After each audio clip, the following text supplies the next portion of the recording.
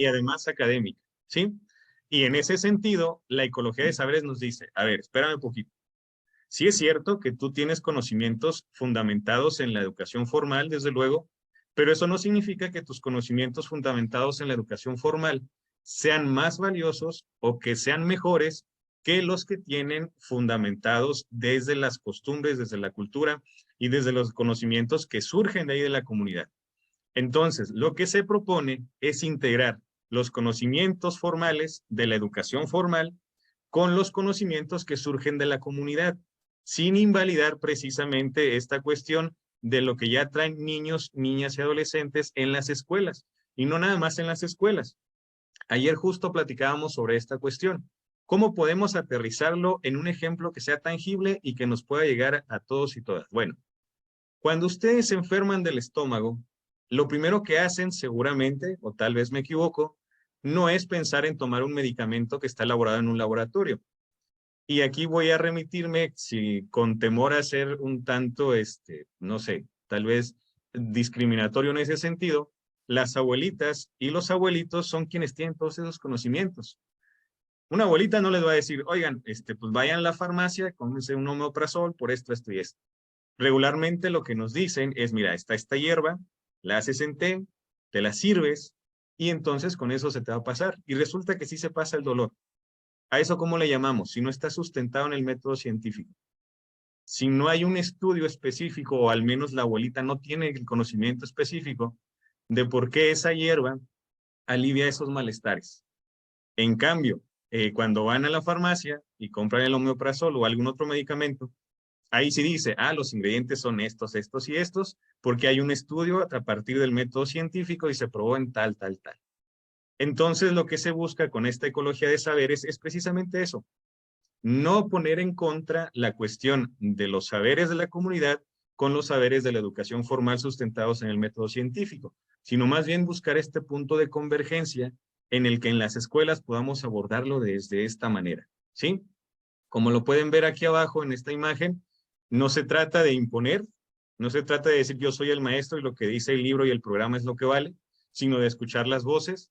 Tampoco se trata de pelearnos entre qué es mejor, si las ciencias formales o los saberes, sino más bien lo que se busca precisamente esta convergencia entre ambos aspectos, de que una no vale más que la otra por el simple hecho de que no la conocemos tal cual quisiéramos, ¿sí? O al menos no desde un método ya establecido como el método científico.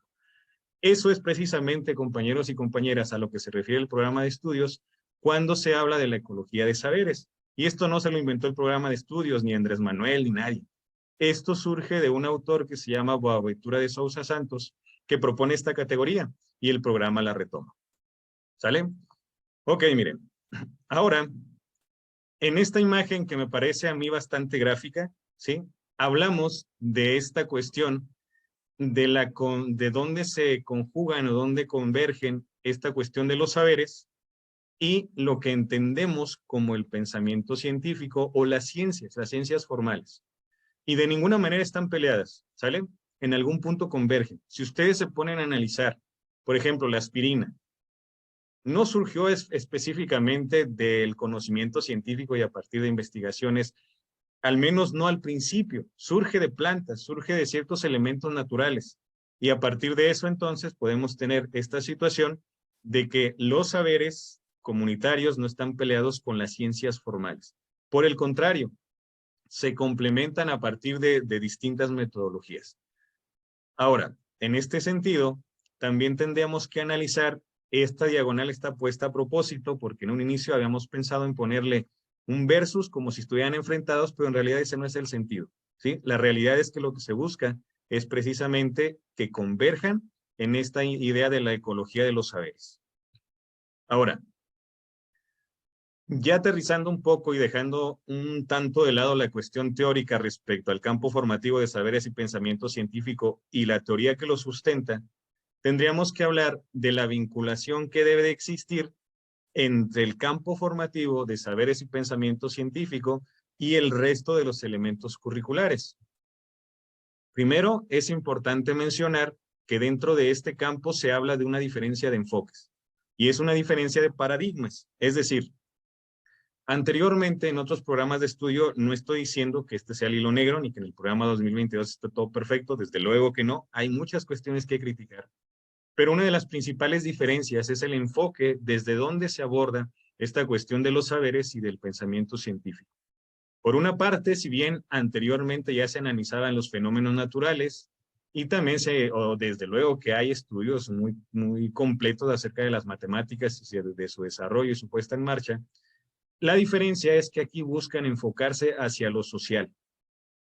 Y ahí viene uno de los principales problemas. ¿Cómo le hacemos para transitar de un nivel descriptivo y a veces analítico de los fenómenos de manera aislada y de las matemáticas hacia lo social? ¿Cómo le hacemos?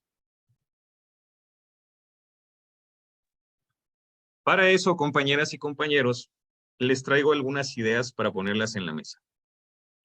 Primero, tenemos que los fenómenos naturales, tales como los que ocurren como terremotos, inundaciones y algunos otros fenómenos sociales también, las matemáticas y sus procesos, y aquí entraríamos en algunos otros elementos que pues no voy a profundizar por el tiempo, pero que hablaríamos de las diferencias también que existen entre las matemáticas y el pensamiento matemático, y cómo hacerle para que todo esto aterrice en lo social. Bueno, primero, como ejemplo, aquí les colocamos lo de la pandemia, la cuestión pandémica, que a veces en algunas escuelas o en algunos espacios sociales pareciera que es un tema que ya quedó en el olvido, pero que a final de cuentas, si no problematizamos al respecto y si no nos dejó ninguna enseñanza, pues entonces quiere decir que no sirvió de nada en términos de aprendizaje, ¿sí? Los fenómenos naturales tienen repercusiones sociales. Si hablamos de la pandemia como un fenómeno que afectó a prácticamente todo el mundo, entonces desde ahí podíamos explorar, por ejemplo, en esa situación, qué problemas sociales surgieron a partir de este fenómeno que pudiéramos considerar como natural en términos de que afectaba la salud, afecta todavía la salud. Y de ahí podemos desglosar ciertos análisis que nos tienen que llevar desde luego a pasar por las matemáticas, que son la disciplina una de las disciplinas, no es la única que se aborda en este campo formativo, y en esta disciplina podemos analizar, por ejemplo, en términos económicos, cómo afectó a las familias, en cuántos países se desarrolló, cuántos años duró, cuántas personas, un estimado porcentaje de la población falleció o se enfermó a partir de esta problemática social, que fue la pandemia, que es la pandemia todavía. Y entonces encontramos, compañeros, compañeras, que este análisis de los fenómenos naturales como este de la pandemia resulta que tienen todo que ver con lo social. ¿Y cómo le podemos hacer para que esto sea significativo con niños y niñas y sobre todo en los consejos técnicos escolares de zona y de sector? Pues simplemente preguntando. Parecía algo bien sencillo, parecía algo muy simple, pero las problematizaciones, como esta que es la social, pues surgen a partir de preguntas, a partir del diálogo. Y en este entendido del diálogo horizontal, o al menos eso es lo que buscamos, pues volvemos al punto de las no imposiciones en términos de verdades absolutas. Aquí, por ejemplo, si hablamos de otro problema social, que es la escasez de agua que nos ocurre aquí en Chihuahua cada año, por allá del mes de mayo, junio, julio, y que a partir de eso, pues el calor está tremendo, pudiéramos abordar por qué este fenómeno natural, que es las altas temperaturas, afecta a lo educativo y al final de cuentas se refleja en lo social. Y lo vinculamos también con matemáticas, que como una disciplina. Entonces, en ese entendido, la idea que tenemos aquí en cuanto a la diferencia de enfoques es precisamente esta. Aquí no se van a analizar los problemas, los fenómenos naturales, las cuestiones del cuerpo de manera aislada, sino cómo éstas se relacionan con problemáticas sociales. Ahora, viene otra pregunta, y eso tiene todo que ver también con lo que comentaban las compañeras de las escuelas multigrado. ¿Cómo le hacemos para que todo esto que suena muy bonito en el terreno de lo discursivo, con los campos formativos y los ejes articuladores y todo este asunto de las disciplinas, cómo le hacemos para aterrizarlo? Y aquí me voy a tomar la libertad de comentarles sobre un ejemplo que se está desarrollando en una de las escuelas de aquí de la zona, que es un proyecto a partir de un huerto escolar.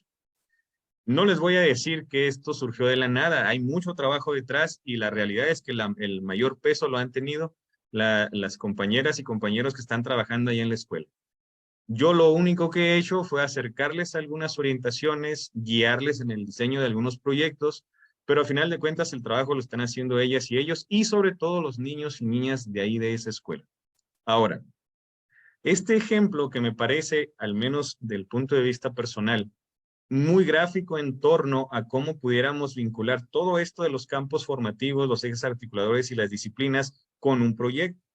Aquí tenemos el proyecto del huerto escolar y aquí pudiéramos abordar muchísimos, bueno, varios de los ejes articuladores que establece el programa de estudios.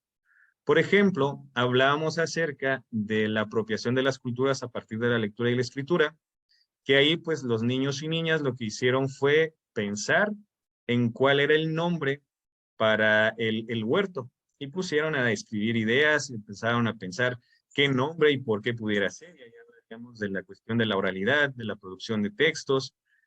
Además de eso, del pensamiento crítico se desarrolla a partir del cuestionamiento del status quo, es decir, el estado de las cosas, de cómo está nuestra realidad en este momento y por qué no habían puesto un huerto si en la escuela había mucho terreno, por ejemplo. Luego hablamos de otros ejes articuladores que ahí pues básicamente pudieran generarse todos. Abordaríamos el de igualdad de género porque ahí la opinión de niños y niñas para empezar vale igual, o al menos eso se pretende. Los trabajos de plantación, los trabajos que tienen que ver con la cosecha y todo eso, porque dicho sea de paso ya están cosechando, lo hacen por igual niños y niñas, ahí más bien depende del interés que tengan. ¿Qué disciplinas se abordan desde esta perspectiva?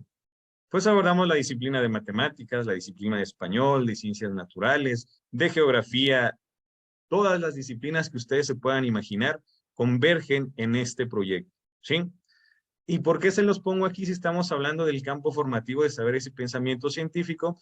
Pues es tan sencillo como decir que saberes y pensamiento científico para diseñar el huerto, para cuidar el huerto, se tuvieron que tomar en cuenta las experiencias de niños y niñas, porque muchos y muchas de ellas y ellos ya tienen nociones de cómo cuidar un huerto, porque en el lugar donde se ubica hay mamás, papás, responsables de familia que se dedicaban o se dedican todavía a la cuestión de la agricultura y sin necesidad de leer un montón de antologías o de textos científicos de cómo cultivar, los niños y niñas ya tienen esos conocimientos, esos saberes, que se complementaron desde luego con la asesoría de la persona que coordina el proyecto, quien subsidia este proyecto, y a partir de todo eso se conjuga para poder llegar a esta concreción.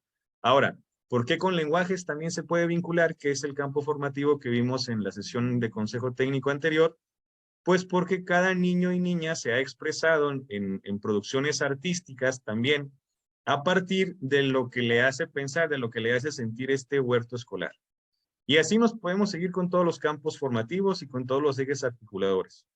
Por eso les comentaba al principio que esta cuestión de detonar el diálogo es más bien el ejercicio que tenemos que hacer, es cómo se vinculan todos estos elementos precisamente con un proyecto concreto.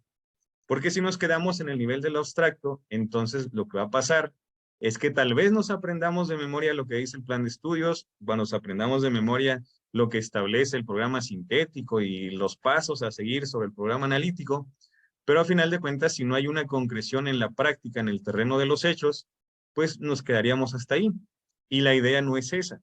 Entonces, nosotros, nosotras, como asesores, asesoras, supervisores y supervisoras, y todo el demás personal, jefes y jefas de sector que nos dedicamos a este asunto educativo, pues lo menos que podemos hacer es buscar maneras de cómo